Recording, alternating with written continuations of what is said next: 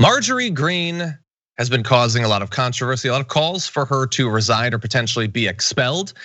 Recently, we had this quote from Speaker Pelosi during a press conference saying, "The enemy is within the House of Representatives, a threat that members are concerned about. In addition to what is happening outside."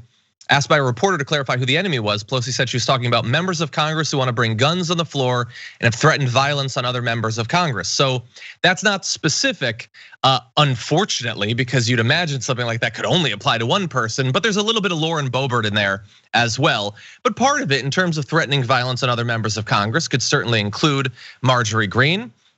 Before being elected to Congress last year, Ms. Greene used social media in 2019 to endorse executing top Democrats, including hanging Barack Obama and Hillary Clinton and shooting Nancy Pelosi. And look, I don't know for sure how much you've been watching the show this week. I don't know how up to date you are with her conspiracy theories. So I'd like to quickly run you through a few of them, but I apologize if I miss anything. There are a lot and I'm just one man. I can't remember everything. So last week, Media Matters reported that Greene in 2018 agreed with a Facebook commenter who claimed that 9/11 was done by our own government, that none of the school shootings were real or done by the ones who were supposedly arrested for them. And that includes Sandy Hook and Marjorie Stoneman Douglas and probably a lot of others. 1 week before the election, she's on video saying the only way you get your freedoms back is it's earned with the price of blood. That's fun. There's photos of her getting private security from some of the 3%ers you can see here back during the campaign. Those are militia members, some of whom were involved in the attack on the Capitol. But don't worry, her spokesperson says those people were at one event independently of Congresswoman Greene. But wait, can we go back to that photo though? Because I don't care if they're dependent or independent. She seems perfectly fine. They're the only people there that are covering their face. And I don't think it's for COVID, honestly, the guys with the assault rifles. Anyway, there's a lot more and it gets even crazier than that, but I don't want to cover too much ground before we give Charles and Rashad a chance to check in. So Charles, what do you think about Marjorie Greene's first couple of weeks as a congresswoman?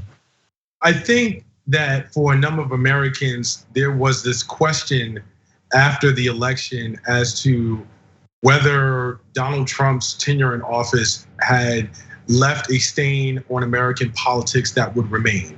And I think that with her election, we have the answer.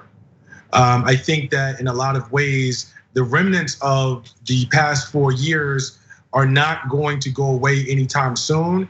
And quite frankly, as much of a whack job as this woman has shown herself to be, she represents the ideology of a number of million of Americans. I think it's dangerous, I think it's problematic, but at the same time, I don't necessarily know that the left's idea of to take a moral high ground, if you will, in response to it is going to do anything that is going to, address it. I don't necessarily know that soft shoeing around this or talking tough, if you will, around that is going to really address the problem. I think that it's only going to embolden groups on the other side to feel like, yeah, we're here, we want to make our presence known, and there's nothing you can do about that. And so at the end of the day, I hate to say it, the only way you can deal with the bully is to punch him in the face, proverbially speaking.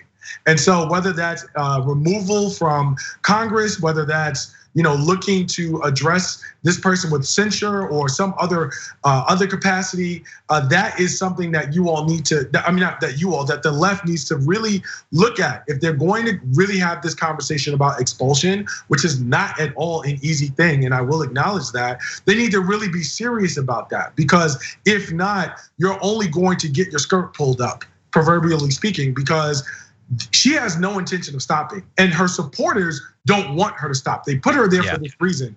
And so I think that we have to understand that this is where we are politically. And if there was any question as to whether the face of American politics had been indelibly changed since the election of Donald Trump in office, now we have our answer.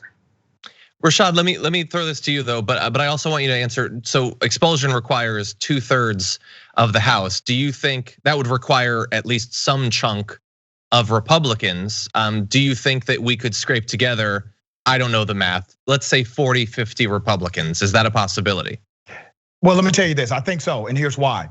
There are many more congressional moderate demographics or moderate districts in the United States than there are Senate, excuse me, than there are Senate districts that are moderate. I think you have a chance here. There's a reason why the Constitution was written with Article 1, Section 5, Clause 2. Article 1, Section 5, Clause 2 establishes the parameters to remove a sitting member of the House. And remember, this is a membership organization, and we have removed individuals before. There's precedent, and we've removed people for doing nothing other than for being racist upon arrival. We have literally removed them. Now, here's the difference. Back then, members of their own party said, no, you're not coming here. It wasn't the opposition party. It was their own party that said, you're not going to damage who we are with this rhetoric. Because of the tribalism in politics, you have now lost that identity, that moral center of what your party is. Donald Trump came in and pimp slapped every single Republican in leadership, and he made himself the standard bearer of the party. Why? Because he could not bear the standard of fiscal responsibility, of family values, or whatever else the platform was saying they represented. So he shrunk everything. He made it fit him, and they allowed it. And now what do you have? An expression like this. And I just gotta say, gentlemen, I must apologize because this woman is from my state. It is a complete embarrassment, but I just want you to remember, everyone watching, we gave you Ossoff and Warnock. So that does balance out nicely. The other thing that I want to say is that, looking at the political spectrum, this is also very interesting, and I think Rashad kind of sort of hit on this point. What this campaign and her election and ascension into the national spotlight has done is it has further placed the Republican Party in a squeeze play. Because after January 6th, after Donald Trump's election and then his loss, and then after January 6th, people are looking at the Republican Party to really understand what is your identity, what is it that you stand for, what is it that you really are about at your core. And they, in the middle of having to soul search around those catastrophes by themselves, are now stuck with this. So now you have to ask yourself, are we going to allow this very dangerous, very problematic rhetoric that we know is problematic and that we know is dangerous? Are we going to allow that to fester? Are we going to allow it to stay in our presence without speaking up, without doing what we know is right in terms of speaking out against it? Or are we going to sort of separate ourselves in a way that other people may not like and that may alienate parts of our base? So it's funny to watch the Republican Party unravel at its seams. We saw this start to happen about 5 years ago when Donald Trump entered into the fray and began to get widespread amounts of support, and it has continued. And I think that the inaction and the unwillingness to sort of really draw that line in the sand before it's too late has always contributed to its undoing, and we're seeing that play out right before our very eyes. Yeah, and like having a member of Congress in your party that's, I think, conservatively crazier than 75% of the Capitol rioters.